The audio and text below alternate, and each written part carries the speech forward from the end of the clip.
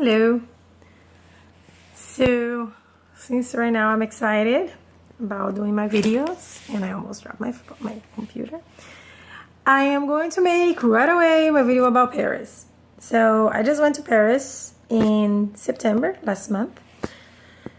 I'm going to talk a little bit about how the things I did to get there, because I watched a lot of videos about other people's experiences. So, here I'm dropping mine. Alright, so for starters, I booked my trip in March.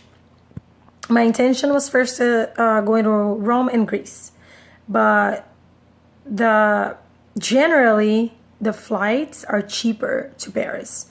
So I end up changing all of my trip and just end up doing Paris and Rome instead, or Italy. So I went several places in Italy, and I'm gonna make another video about that. So I'm gonna talk a little bit about everything that I've done in Paris and a little bit of my experiences. So I'm gonna start with from the day that I booked my flight and everything. I started looking up the euro and making sure that I get like a good rate. I got a lot of my cash here in New York, because if you are from New York, there's a couple of places where you can get a good exchange rate and pay no fee. So there are two places in Manhattan. One is in K-Town. I'm gonna give you the name. Currency. There's this one place, and I think it's called AES. Omnex. Yeah, Omnex, O-M-N-E-X. So this place is in Midtown, and above a certain amount, they don't charge you any fees, so it was really worth it for me to go over there. There's another place, which is a funny, hilarious place. It's like one of those stores with mementos that you buy, like the little heart, New York and whatnot. And that place also, they charge no fee, and both of them kind of have the same rates, and it's very cheap. I think it's called ANS. Yeah, AES, or and, like that crazy, and S, foreign exchange. It's on 7th Avenue. It's inside one of those like little memento stores. It's very reliable. I went over there and I bought currency before, and you pay like no fee over there as well. So that's how I got my euros, most of them. Of course, I use my credit card sometimes, but most of my cash, I bought it here, it was great. I bought a lot of cash and a great rate. Over there, the rate's not that great. Okay. So when we got to Paris, the first thing we did was we went to the tourist little kiosk, and we got a Paris pass, and we got our train tickets, right? So the train tickets were not that worth it to buy it at the airport. They were a little more expensive than you would buy it if you went at the train station. However, it's really difficult to find French people who speak English, and the ones that don't speak English are not really into trying. So in the end of the day, if you really don't want to deal with that much of like hustle and you don't speak French, just go ahead and buy it at the airport. The Paris pass wasn't worth it really, because the Paris pass gives you 2 free museum tickets, and then to attractions, and then gives you discounts on the other ones, and then you can jump the line. A lot of the places in Paris don't take the Paris Pass museum thing, so it's not that worth it. So if you use it at the Louvre, it's worth it because you skip the line. But if you go to the Louvre when it's raining, the lines are really small. So you would just get right in. That's what we did. We went on a rainy day to the Louvre, and the line was not that bad. We didn't even stay in the line. We stayed outside like 5 seconds. That was the first place that we used it. And then we used it again at the Saint-Chapelle, which is totally worth it to go. Saint-Chapelle is a little tiny church, kind of close to Notre Dame. And on the second floor, there's like these amazing floor-to-ceiling stained glass windows. It's beautiful. You should totally go. Okay, so the very first thing we did when we went to Paris, we went to the hop-on, hop-off bus. So you can get to know the town. However, if you only have one day to do the hop-on, hop-off bus, we only did on the very first day, and we arrived in Paris at 1 o'clock in the afternoon. So until we got to our Airbnb and got our stuff inside the apartment, and then we got out, it was already 6 o'clock, no, 4 o'clock, something like that. So we only got the chance to go to the hop-on, hop-off bus for a couple of hours. So we didn't hop off at all. We just stayed. And Paris is so big that they have 3 different lines. Like there's different colors. I think it's the red line, the yellow line, and the green line. So we took the one line that went around our neighborhood. So we'll get to know a little bit of our neighborhood. And we stayed around like the Bohemian area by the Moulin Rouge and all of that. The name of it is Montmartre, like my martyr, something like that, Montmartre. It's around the 9th arrondissement. And for us, it was amazing because it was a very bohemian area and there was bars and there were, like nightlife. So it was great. I love that area. It was really good. So up there by Montmartre, there is the Moulin Rouge. There is the Sacré-Cœur, which is another church. Pardon my French. I do not speak any. So. And if you like Dali, there is a Dali museum right over there as well. So you can do those 3 things. You can do during the day the church, go to the Dali museum, and then at night you can go over there again for a drink, a Moulin Rouge show and whatnot. But I would tell you in the first day, if you have the time and you have the Paris Pass, it's really worth it to go to the hop-on, hop-off bus. You get the story of the town, you get to see most of the town, so you will know already France without having to leave the bus, and you will know a lot of the story behind it. Champs-Élysées, I live in New York, so I don't really need to buy anything in Champs-Élysées. So we went to Champs-Élysées just to say that we went there, and in the end of the street, in one side of Champs-Élysées is the Arc of the Triumph. The Arc of the Triumph, also you can use your Paris Pass to go up. So keep that in mind. Don't forget it in your Airbnb like I did. I left mine in the Airbnb, and so I didn't go upstairs in the on the Arc of the Triumph.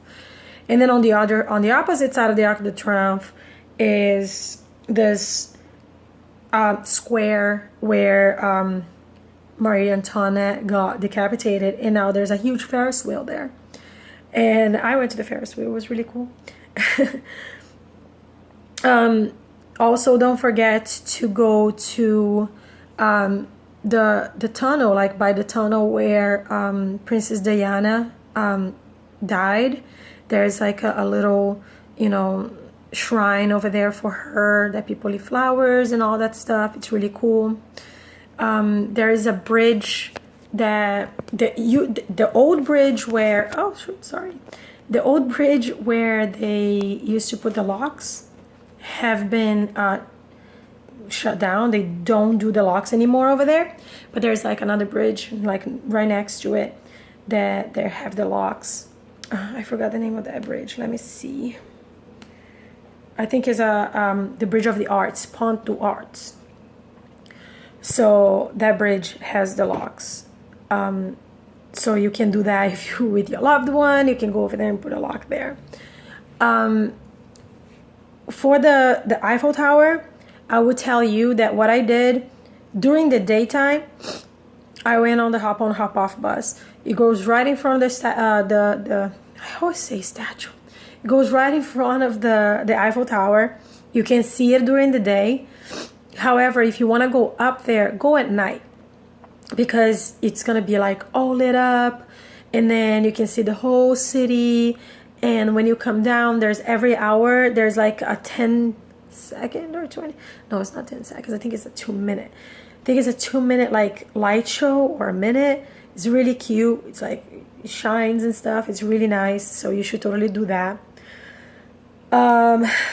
We went to the Notre Dame of Paris. It was a church, so if you're into it, you're gonna love it. If you're not that into it, just go outside and, you know, take pictures of the gargoyles. They're really cool.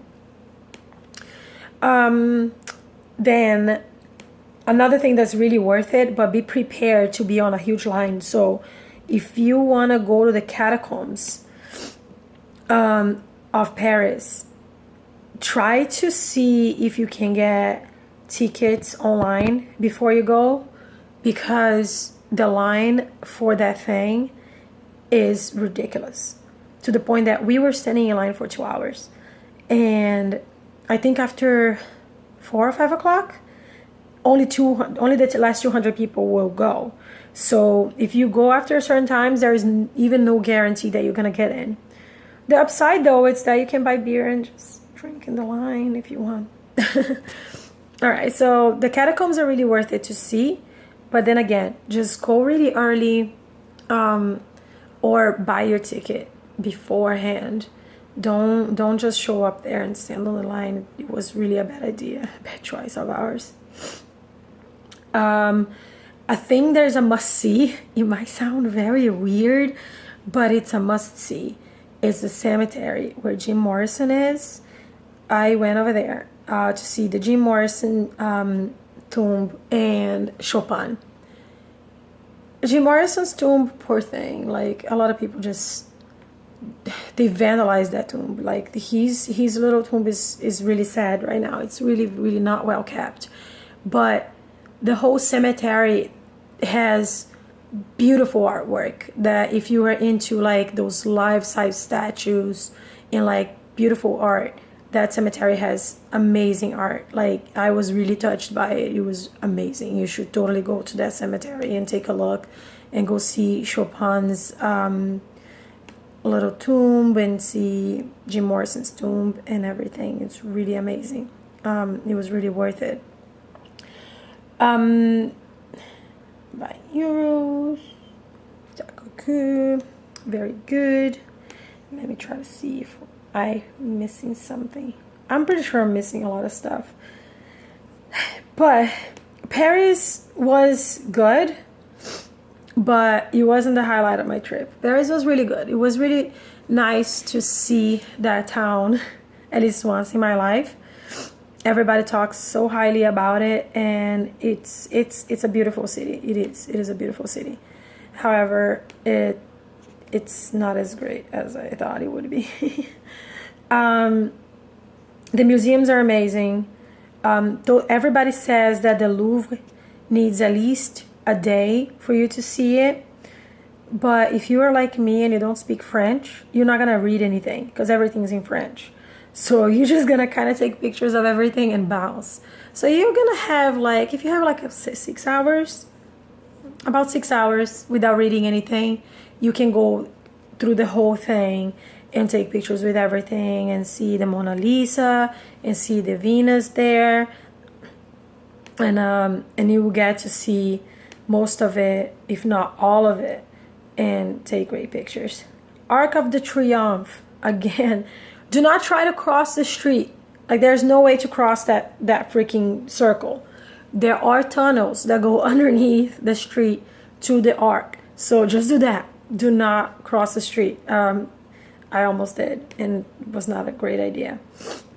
And if you have the cash and if you have the will, go to the Moulin Rouge show. It's really cool. It's not cheap though. It's like over 100 euros. But everything else in Paris is not that expensive. The food is okay. The drinks are fine. They're not that bad. And if you buy the 2 or 3 day subway ticket, then you have your ticket, you know. Just keep in mind that the subway ticket and the ticket from the airport to Paris, they're different. Like the subway ticket from the airport to Paris is more expensive. So you're gonna have to buy two. You're gonna have to buy one from the airport and to the airport. And then you can buy the 3-day ticket just to be in Paris. We didn't have time to go to Versailles because Versailles is kind of far. So you will need a whole day to go to Versailles. So if you're going there for only 2 or 3 days like I did, don't even bother going to Versailles. Just, just have fun wherever you are and just go around Paris. It's really cool.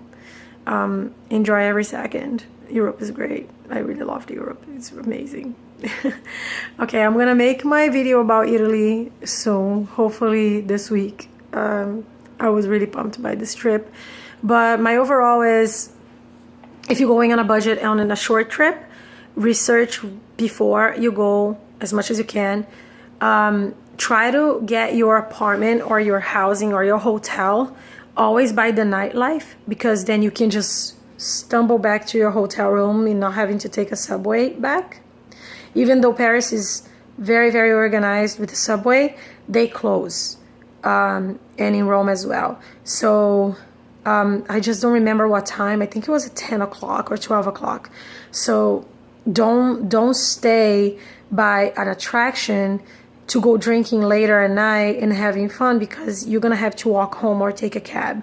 So try to get your hotel or your Airbnb close to a bohemian area, close to a bar area, and then you can just, take the train during the day, and then at night when you go have fun, you can walk home and no problems. So Montmartre is a very good area for that. And that's about it. If you have any questions about it, or if you want any tips, let me know, and leave it in the comments and subscribe.